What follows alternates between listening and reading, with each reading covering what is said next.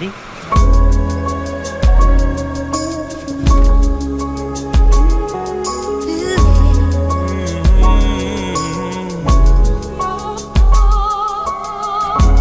Everything owes its existence solely and completely to sound.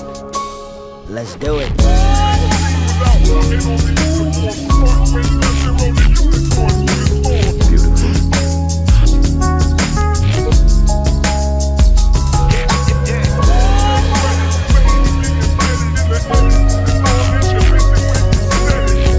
Sound is the factor which holds it together.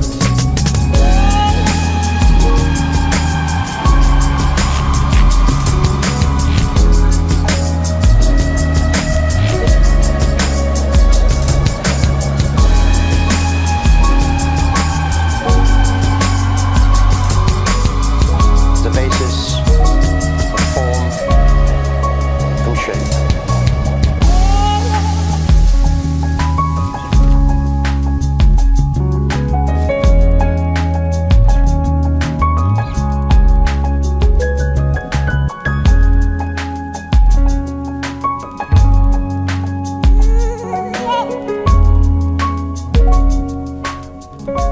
There's always music in the air.